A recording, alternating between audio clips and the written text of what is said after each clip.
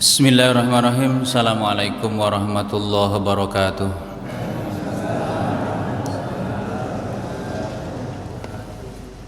Alhamdulillahi rabbil alamin, wal aqibatu lil muttaqin, wala udwana illa 'alal zalimin.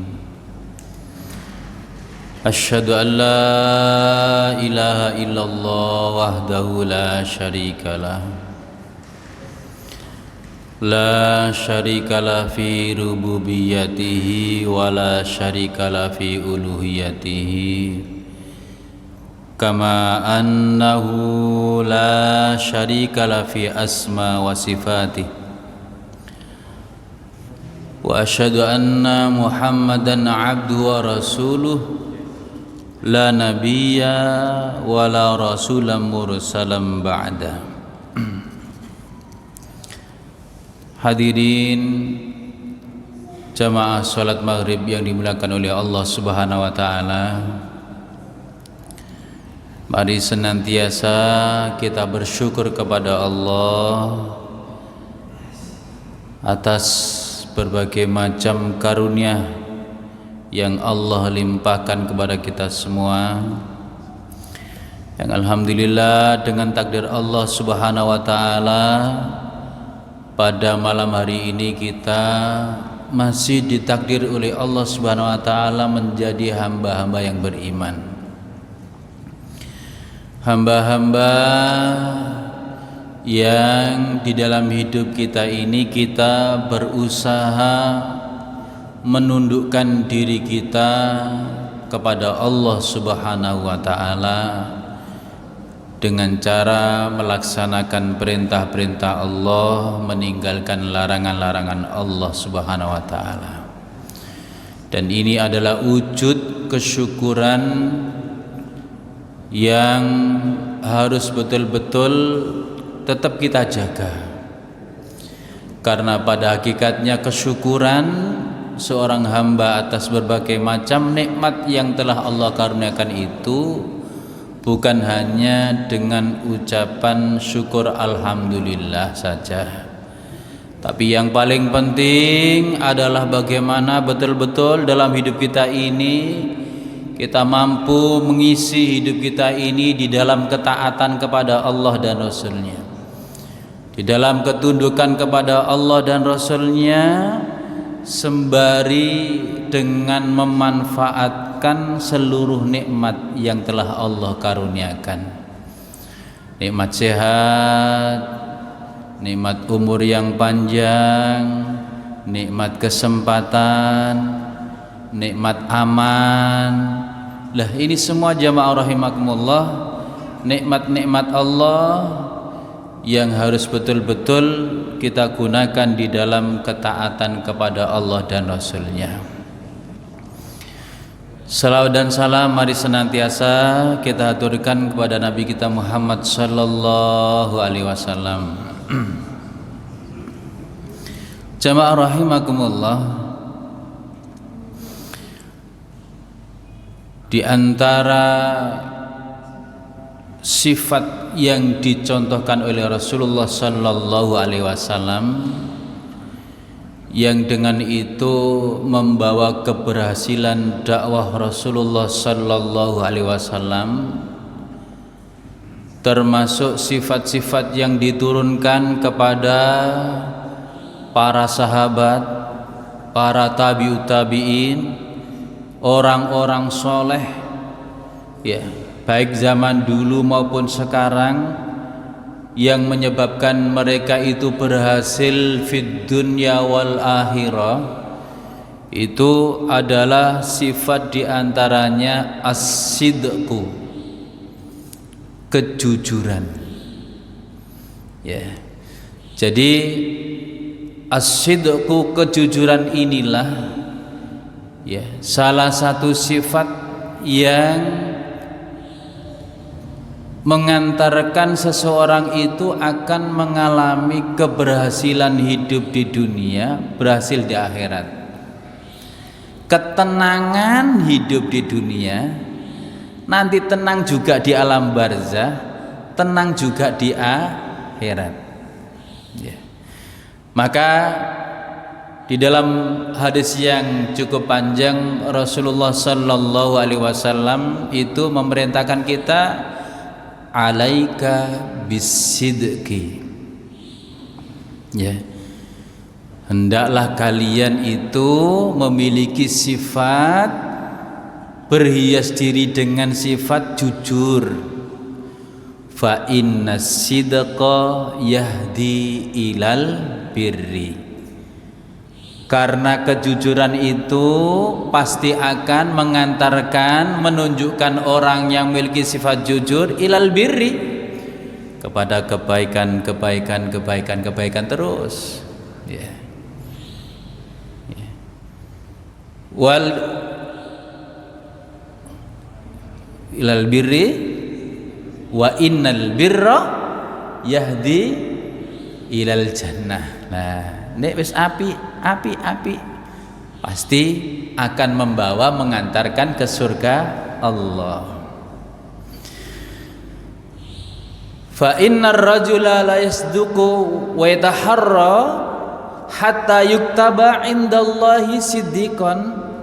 Kata Rasulullah, karena sesungguhnya seseorang itu apabila dia jujur, kemudian dia memilih kejujuran itu jadi gaya hidupnya, jadi perhiasan hidupnya, hatta yuktaba indallahi siddiqan, sampai dia itu nanti kembali kepada Allah tertulis dengan sifat yang mulia, siddiqan, orang yang jujur. Ini perintah Allah, perintah Rasulullah ya kepada kita, alaika bisiddiqi. Kemudian dilanjutkan wa iyyakum wal kadzib. Jauhi oleh kalian semua wahai umatku al kadzib, kedustaan, kebohongan. Fa innal kadziba yahdi ilal fujur. Karena kebohongan, kedustaan itu pasti membawa dosa lagi, bohong dosa lagi, dosa terus. Ya, mulek ten dosa. Wa innal fujura yahdi ilan nar. Dan dosa-dosa, kesalahan-kesalahan itu, kejelekan-kejelekan itu akan mengantarkan kepada neraka. Wa innar rajula la yakdzibu wa yataharra hatta yuktaba indallahi kadzaban. Nah, ini yang kita harus hati-hati. Dan sesungguhnya seseorang itu dia berbohong, terus dijadikan kebohongan itu gaya hidupnya, lifestyle-nya itu lifestyle pembohong, Pak. Ya, yataharra itu wis biasa ngoten lho. Ya, menjadikan sifat yang harus mesti ada dalam dirinya. Nek gak bohong itu gak enak. Nah, ya taharra hatta yuktaba indallahi kadzaban, sampai dia mati bohong terus, ditulis di sisi Allah kadzaban, pembohong, pendusta. Hadis ini diriwayatkan oleh Bukhari Muslim. Bapak Ibu rahimakumullah, sengaja kami angkat tema pada malam hari ini adalah bagaimana upaya kita ini menjaga kejujuran dalam hidup kita. Karena sekali lagi kejujuran itu akan membawa kita kepada kebaikan lagi. Ya. Dan itu sudah barang tentu membawa kita di dalam keridhaan Allah.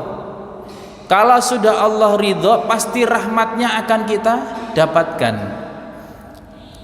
Lah, jamaah rahimakumullah, akhir-akhir ini di zaman yang kita semakin dekat dengan hari akhir ini, zaman yang penuh dengan fitnah, kejujuran itu sangat mahal. Ya, kejujuran itu sangat mahal sekali, sangat langka sekali, sehingga di sana sini kita lihat ya banyak di antara manusia ini yang tidak lagi berhias dengan kejujuran dalam hidupnya, tapi berhias dengan yang namanya kepura-puraan, berhias dengan yang namanya kedustaan. Ya. Dan ini tidak baik, tidak membangun, tidak akan mengantarkan individu, masyarakat, sampai bangsa dan negara yang didasari dengan kebohongan itu kepada kemuliaan, tidak, tapi justru kepada kehancuran. Ya, pada kehancuran. Hadirin rahimakumullah. Oleh karena itu, mari lebih dalam lagi kita mengkaji firman Allah Subhanahu wa taala dalam surat Zumar, surat Az-Zumar ayat yang ke 32, 33, 34 sampai 35. A'udzu billahi minasyaitonir rajim. Bismillahirrahmanirrahim. Faman adlamu mimman kadzdzaba 'ala Allah wa kadzdzaba bis-sidqi id ja'ahu alaysa fi jahannama mathwal lil kafirin. Allah berfirman, maka siapa yang lebih zalim dari orang-orang itu yang mereka mendustakan Allah, kadzdzaba 'ala Allah, mendustakan Allah, bisa juga berdusta atas nama Allah, wa kadzdzaba bis-sidqi, dan mendustakan kebenaran, kejujuran, idja'ahu, ketika datang kepadanya. Alaysa fi jahannama mathalil kafirin, bukankah di neraka jahanam mathwal lil kafirin, tempat kembalinya orang-orang kafir. Jamaah rahimakumullah, ini perkataan Allah mukhatiban lil musyrikin. Ya, Allah berkata ini kepada orang-orang musyrik, ya, yang mereka itu berdusta atas nama Allah dengan menjadikan Tuhan-Tuhan selain Allah. Ya. Jadi orang-orang musyrik Makkah, ya, masa jahiliyah ketika itu, ketika mereka ditanya, kamu menyembah siapa? Kenapa menyembah patung? Tidak, kami tidak menyembah patung ini. Kami tidak menyembah Lata, Uzza, Mana, Suwa, Ya'uq, Nasura, dan seterusnya yang jumlahnya ratusan di sekeliling Ka'bah itu. Tidak, kami tidak menyembah itu. Tapi apa tujuan kami? Tujuan kami adalah liqarribuna ilallah. Kami itu hanya menghadapi itu biar kami lebih dekat kepada Allah. Jadi dia mengatasnamakan ingin dekat kepada Allah, tapi pakai wasilah-wasilah patung itu. Jadi mereka berdusta atas nama Allah, ya. Mereka anggap ketika ditegur dengan patung itu lebih mendekatkan mereka kepada Allah, menyampaikan mereka kepada Allah Subhanahu wa taala. Ya. Jamaah rahimakumullah.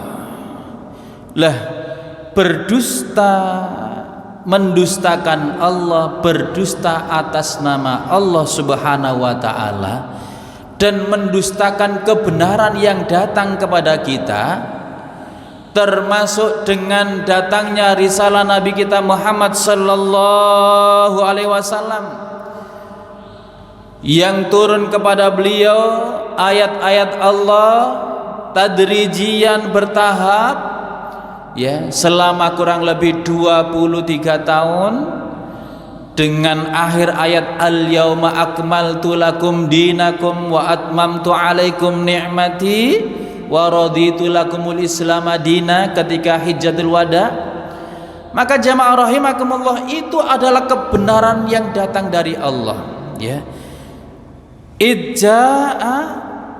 Idza'ahu, ketika datang kepada mereka kebenaran yang disampaikan kepada mereka, ya, maknanya adalah datangnya Nabi Muhammad sallallahu alaihi wasallam yang membawa kebenaran datang dari Allah Subhanahu wa taala. Lah, orang-orang musyrik, orang-orang munafik itu mendustakan kedatangan Rasulullah sallallahu alaihi wasallam, ya. Mereka ingkari. Oleh karena itu di ayat ini siapa yang lebih zalim dari itu? Ya. Ada kata-kata faman adlam. Tidak ada orang yang lebih zalim sedikit pun, satu pun, di antaranya adalah orang yang mendustakan Allah, mendustakan Rasulullah sallallahu alaihi wasallam. Memang Bapak Ibu, ini khitabnya dulu kepada orang musyrik, orang kafir yang ada di kota Makkah, ya. Akan tapi bisa enggak kita zaman kita sekarang ini, kita ini menjadi pendusta-pendusta, kita ini bisa mendustakan Allah, kita bisa mendustakan Rasulullah sallallahu alaihi wasallam? Sangat mungkin, sangat bisa sekarang ini, ya. Dan banyak di antara orang yang mengaku beriman kepada Allah dan Rasulnya, dalam perilaku kehidupannya itu justru menunjukkan kedustaannya kepada Allah dan Rasul. Maka harus kita hati-hati Bapak Ibu rahimakumullah, ya. Alaysa fi jahannam mathalil kafirin. Bukankah tempat kembalinya orang-orang kafir itu di neraka jahanam? Jamaah rahimakumullah, ini adalah sebuah pertanyaan yang tidak butuh jawaban. Pertanyaan Allah yang tidak butuh jawaban, yang maksudnya adalah Allah itu memberitahu bahwasanya orang-orang yang mendustakan Allah, orang-orang yang mendustakan Rasulullah sallallahu alaihi wasallam itu nanti tempat kembalinya bukan di surga. Orang-orang yang gak dusta itu loh Pak, ya. Sing seneng goro-goro, ya, bendina goro, muncul goro maneh, muncul maneh goro maneh, ya, suka goro, suka berdusta, ya. Itu tempat kembali di mana? Fi jahannam, di neraka jahannam. Jamaah rahimakumullah, beda dengan ayat yang selanjutnya. Nah, ini kabar gembira. Walladzina jaa bis-sidqi wa sadaqa bihi ulaika humul muttaqun. Dan orang yang datang dengan kebenaran, dengan kejujuran, ya, siapa dia? Ya. Di sini Ibnu Katsir menjelaskan huwa Rasulullah sallallahu alaihi wasallam, yang datang dengan kejujuran, kebenaran. Itu yang pertama harus difahami, dialah Rasulullah sallallahu alaihi wasallam. Karena tidak ada sifat bagi Rasul itu dusta, enggak. Rasul tidak pernah berdusta. Tapi sifat yang nempel pada Rasulullah adalah as-siddiq, jujur, benar, ya, amanah, fatonah, dan seterusnya itu. Jadi tidak boleh sifat jelek disematkan pada Rasulullah. As-siddiq ja'a bis-sidqi itu adalah Rasulullah yang pertama. Menurut Imam Sadi, huwa Jibril alaihissalam. Yang dimaksud ayat ini adalah Jibril alaihissalam, ya, yang senantiasa jujur, benar, menyampaikan risalah dari Allah kepada Nabi Muhammad sallallahu alaihi wasallam tanpa dikurangi sedikit pun. Dados kurang ajar Pak, nek wonten sing ngomong niki, oh, Jibril ku keliru alamat nyampekno wahyu, gitu kan. Ada kepercayaan Syiah itu, Jibril ku keliru nyampekno wahyu, ya. Sakjane ya nang Ali, ya, dan keluarganya, ya. Ya, itu kurang ajar, ya, nggak boleh. Karena nggak mungkin malaikat Jibril itu salah, keliru di dalam menyampaikan wahyu, dan tidak mungkin Jibril itu mengurangi ayat-ayat yang harus disampaikan. Sedangkan kepercayaan orang-orang Syiah itu ada sebagian ayat yang tidak disampaikan, yang tersembunyi, sehingga orang Syiah itu punya kitab lagi yang lebih tebal, dan itu dikatakan itulah yang sempurna, wahyu yang sempurna, ya.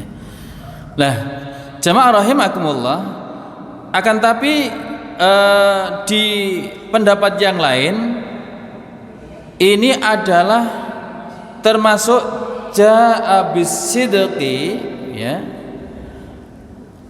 Itu di samping Nabi kita Muhammad sallallahu alaihi wasallam dan rasulnya, ya. Dengan pendapat itu ada yang mengatakan selanjutnya wasadaqa bihi, dan membenarkan dengannya. Nah, ini sudah kembali. Kalau tadi jaa bisidqi itu ada dua, Nabi Muhammad dan malaikat Jibril, ya. Itu pengertiannya jaa bisidqi, datang dengan kebenaran, datang dengan membawa kebenaran, tidak kebohongan, tidak kedustaan. Itu Nabi Muhammad dan malaikat Jibril. Sekarang siapa yang dimaksud dengan wasadaqa bihi, yang membenarkan dengannya? Di sini Rasulullah sallallahu alaihi wasallam bersabda, ashabul Quran al-mu'min. Mereka adalah ashabul Quran, para ahli Quran, al-mu'minuna yaji'una yaumal qiyamah, yaitu orang-orang yang beriman yang nanti akan didatangkan pada hari kiamat, ya. Maka mereka akan berkata, hadza ma a'taitumuna, ya, inilah apa yang telah kami berikan kepada kami, fa'amilna fihi bima amartumuna, dan kami kerjakan apa yang engkau perintahkan, ya. Terus Bapak Ibu rahimakumullah, ini juga termasuk kita nanti. Kalau kita mendapatkan sifat, menempati sifat ini wasadaqa bihi, kita benarkan apa yang datang dari Allah melalui malaikat Jibril yang disampaikan oleh Rasulullah SAW, kemudian kita amalkan dalam kehidupan sehari-hari. Nah, ini yang paling penting. As-sidqu, jujur, benar mengamalkan apa yang disampaikan oleh Rasulullah SAW, tanpa kedustaan, tanpa pengurangan, tanpa penambahan. Ini yang paling penting. Dan mereka inilah orang yang beriman, itu nanti yang akan datang pada hari kiamat dengan mengatakan seperti itu tadi, ya. Ini yang telah engkau berikan kepada kami, ya Allah, dan kami amalkan apa yang engkau perintahkan. Wa hadzal qaul yashmulu kullal mu'min, ya, katanya, dan perkataan ini menyangkup setiap orang yang beriman. Fa innal mu'minina yaquluna al-haqqa, karena sesungguhnya orang yang beriman itu pasti akan mengatakan al-haq, yang benar. Dados Bapak Ibu rahimakumullah, kita lihat keimanan kita itu benar atau salah termasuk dari apa yang kita katakan, ya.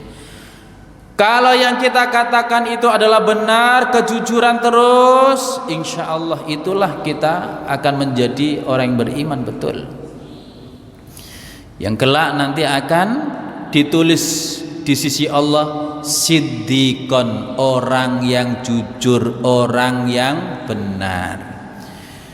Ngomong mbek keluarga benar, ya. Ngomong mbek konco ya benar, ya jujur. Ngomong mbek bawahan ya benar, ya jujur.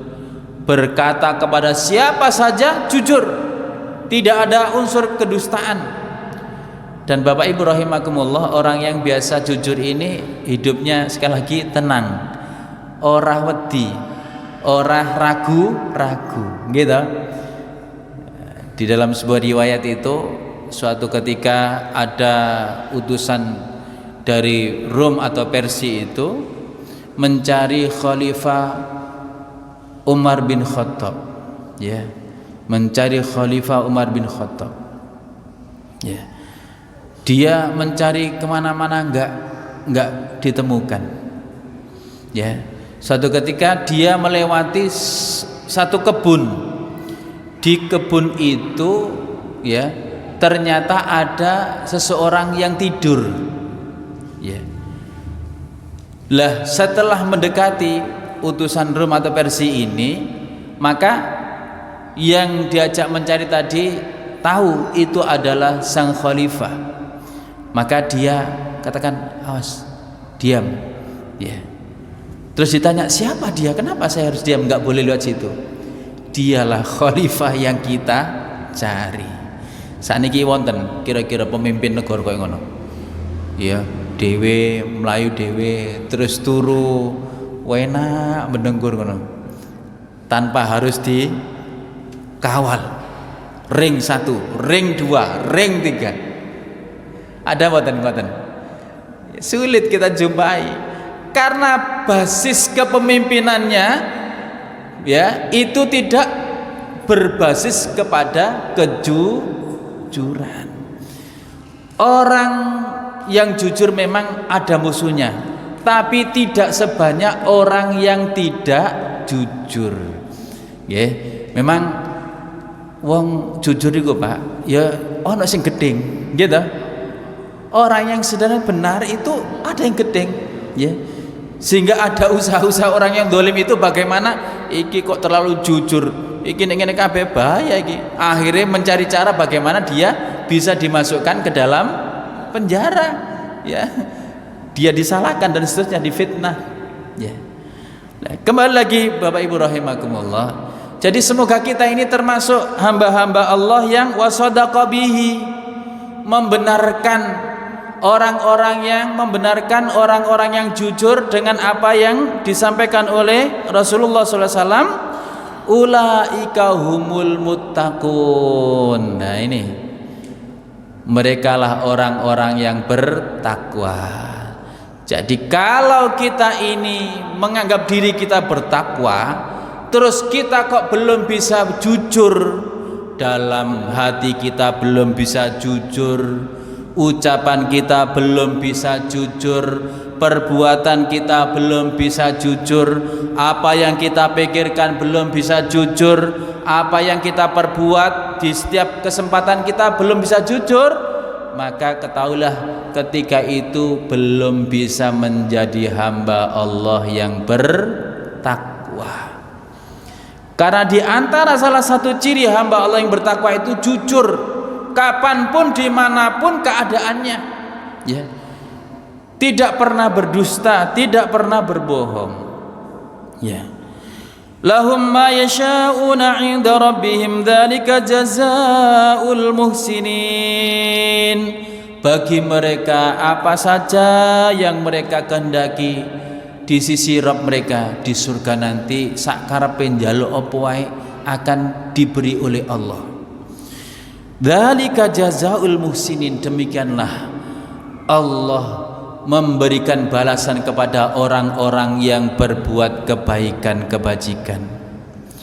Jadi Bapak Ibu rahimakumullah, kita jangan sampai termakan dengan isu, wah nek jujur yo ajur Mas, jujur yo goleh bolo. Hati-hati Pak, itu adalah ungkapan setan yang memang kita disuruh untuk keluar dari fitrah, keluar dari ajaran kita. Dan Rasulullah SAW tidak pernah sama sekali mencontohkan kebohongan itu, ketidakjujuran itu, ya, tidak pernah, ya. Bahkan di antara salah satu sifat orang yang tidak bisa jujur, bohong itu, dikatakan beliau dalam sebuah hadis riwayat adalah sifatnya orang munafik. Kalau kita lihat Pak di Sirah Nabawiyah, kebohongan yang diterima oleh Rasulullah SAW itu antara dari orang musyrik, orang kafir sama orang munafik. Kalau kita persentase, banyak diterima kebohongan dari orang munafik. Karena memang orang munafik ini di dalam dirinya berhias dengan kebohongan. Makanya ada hadis ayatul munafik salasa, gitu. Tanda-tanda wong munafik iku telu. Ida hadatsa kadzaba, nek ngomong goro, ngapusi hoak. Okay. Dan siapa yang paling berkesempatan untuk membuat hoak, kedustaan yang bisa mempengaruhi orang banyak? Sinten? Pemimpin, penguasa. Itulah pembuat kebohongan, kedustaan yang sangat berpengaruh. Nek wong desa, wong cilik Pak, goroi paling sak desa. Tapi nek pemimpin sebuah bangsa, sebuah negara terus dusta, maka efeknya domino, besar efeknya. Ya. Saya ingat ceriose Nabi Musa alaihissalam ketika menghadapi sinten musuhnya Nabi Musa niku Fir'aun. Nggih. Apa di antara kebohongan yang dibuat Fir'aun? Ya. Di antaranya adalah Fir'aun mengatakan, iki Musa akan mengeluarkan kita dari negeri kita ini. Ya. Padahal tidak ada keinginan Nabi Musa sedikit pun untuk mengeluarkan, mengusir mereka dari negerinya, nggak ada.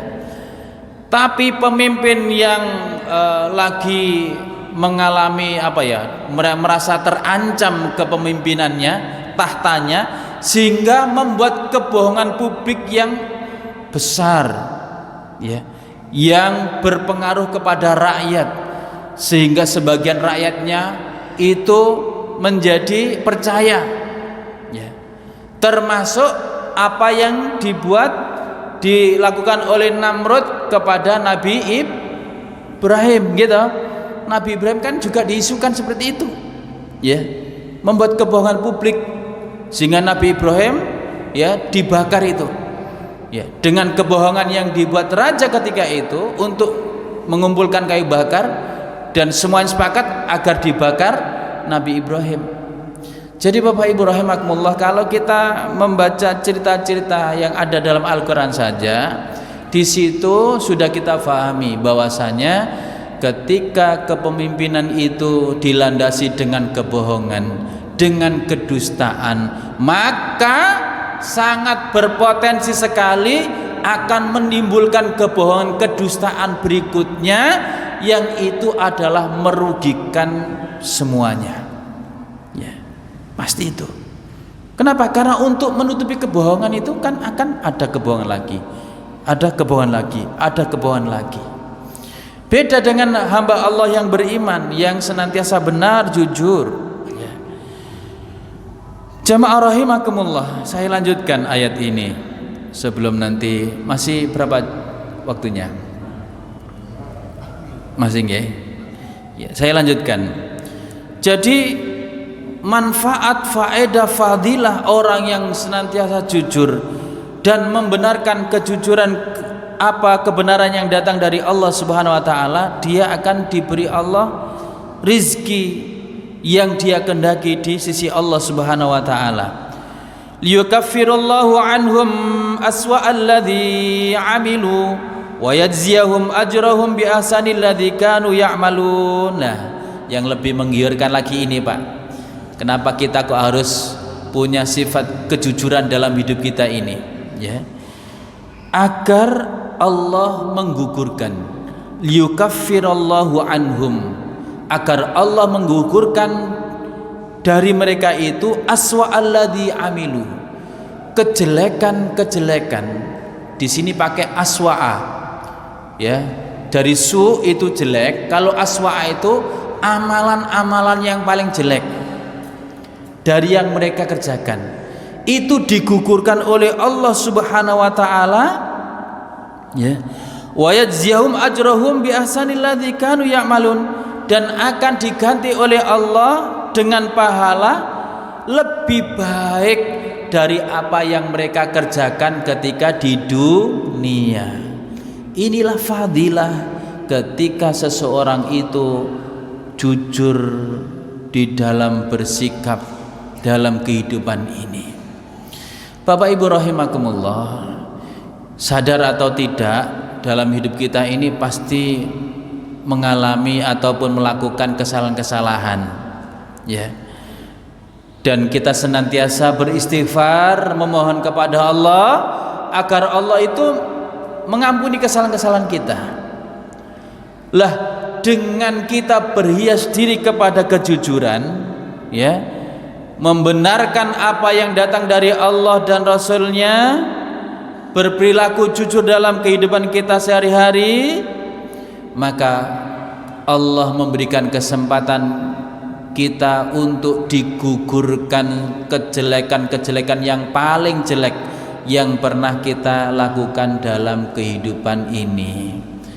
Entahlah, dulu pernah kita ini kok melakukan sebuah dosa, yang dosa itu kalau dilihat dari dosa-dosa yang kita kerjakan, dosa yang paling jelek, maka kita punya kesempatan untuk digugurkan Allah dosa itu dengan sikap jujur, dengan sifat jujur.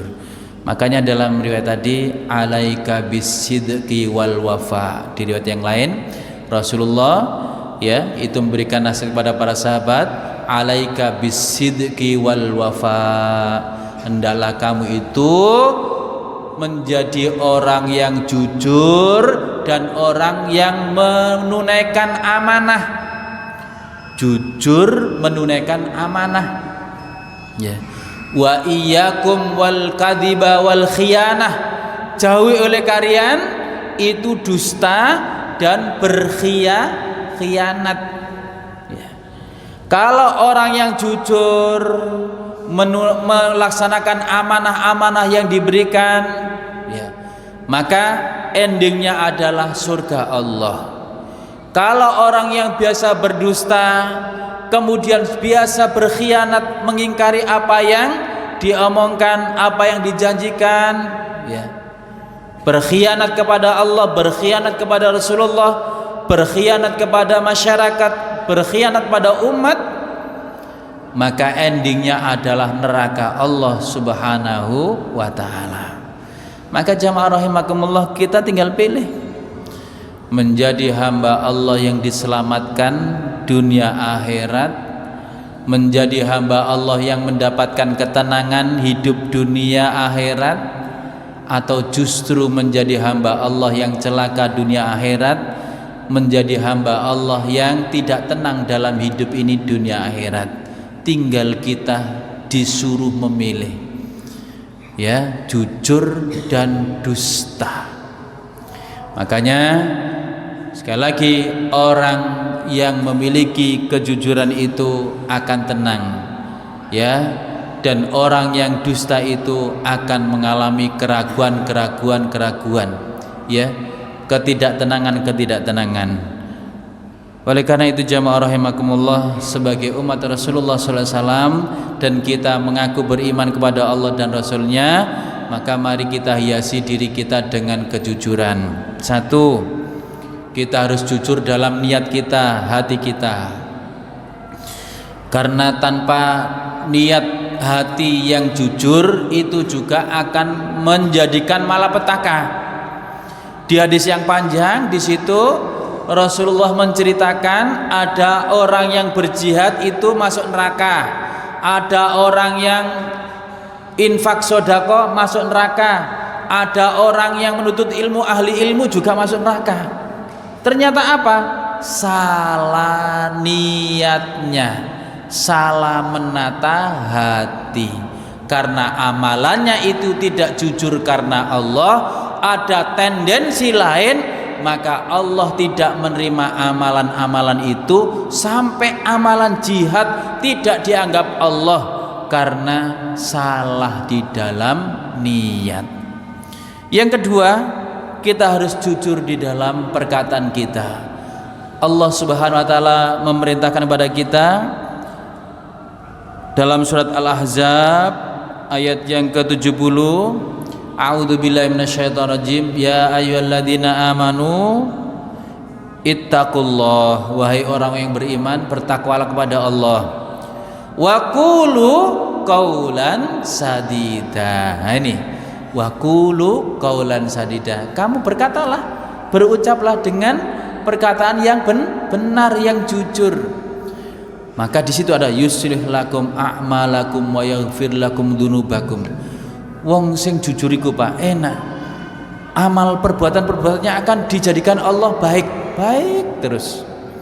Makanya dalam hadis tadi itu kan yahdi ilal birri. Orang jujur itu akan terus ditunjukkan kepada kebaikan-kebaikan, ya. Nah, maka mari kita berusaha jujur di dalam perkataan kita. Ngomong sak ngomong, mari kita hati-hati. Jangan sampai ada unsur kedustaan. Apalagi kalau ya jadi pejabat, jangan sampai biasa berdusta, berbohong. Jangan sampai biasa berbicara hoa, ya. Karena yang potensi membuat kedustaan, kebohongan yang berimplikasi kepada masyarakat bawah itu adalah para pejabat, Pak nggih. Bukan rakyat biasa, tapi para pejabat, ya. Ketika harga BBM dunia turun, cari, wah ini nggak bisa ini kalau tidak dinaikkan. Akhirnya ya terpaksa kita jadi masyarakat kecil, ya nggak apa-apa, naik no, ya. Bahkan ada meme itu ya, silakan naikkan Pak, ya Pak Presiden 10.000. Bisa 30.000 sampai 50.000, nggak apa-apa, kami nggak takut, kami tetap akan bisa beli. Ya itu sindiran saja, Mas, sindiran. Artinya apa? Artinya ketika penguasa itu tidak betul-betul bersikap jujur di dalam mengemban amanahnya, maka rakyat kecil yang akan kena getahnya. Dan ini bapak-bapak rahimakumullah, itu buah ketidakjujuran kita juga. Ketidakjujuran rakyat kecil. Kapan? Manakala diberi Allah kesempatan untuk memilih, kita tidak jujur memilih. Kita lebih memilih amplop daripada memilih dengan jujur. Nah, coba jenengan benjing disandingi duit 1 juta, mbek gak ono belas tapi iki calon api, kira-kira milih di rakyat Indonesia. Lah itu karena ketidakjujuran, karena buah dari ketidakjujuran rakyat kecil sendiri, ya, karena sudah termakan gaya hidup hedonis, akhirnya berbohong, tidak jujur, yang akibatnya kepada dia sendiri. Ini kita rasakan. Maka saya ajak diri saya sendiri, keluarga dan jenengan sedanten, mari kita jujur pada diri kita sendiri dulu, kita jujur pada keluarga kita jujur kepada masyarakat kita. Insya Allah kalau sudah demikian, kita budayain kejujuran, akan mempengaruhi dengan pengaruh yang besar manakala sudah banyak orang-orang yang komitmen untuk jujur dalam hidup ini. Maka insya Allah akan ada perubahan ke arah yang lebih baik lagi. Wallahu alam bisawab. Kurang lebih mohon maaf Bapak-bapak rahimakumullah. Inilah yang bisa kami sampaikan. Apabila ada salah dan khilaf, itu adalah atas kekurangan kami pribadi. Apabila ada kebenaran, semoga kita bisa mengikuti bersama. Dan mari kita berdoa kepada Allah Subhanahu wa taala. Allahumma shalli ala Muhammad wa ala ali Muhammad kama shallaita ala Ibrahim wa ala ali Ibrahim innaka Hamidum Majid. Allahumma arinal haqqa haqqa warzuqna tiba'ahu wa arinal batila batila warzuqna tinabahu. Ya Allah, tunjukkan kami yang benar itu benar. Berilah rizki kepada kami untuk mengikuti kebenaran itu. dan tunjukkan kepada kami yang batil itu batil. Beri kami rizki untuk menjauhinya. Allahumma ja'alna minas shadiqin. Ya Allah, jadikan kami termasuk orang-orang yang jujur, as-shadiqina biwa'dika, benar jujur terhadap seluruh janji-janjimu ya Allah. Rabbana hablana min azwajina wa dhurriyyatina qurrata a'yun waj'alna lil muttaqina imama.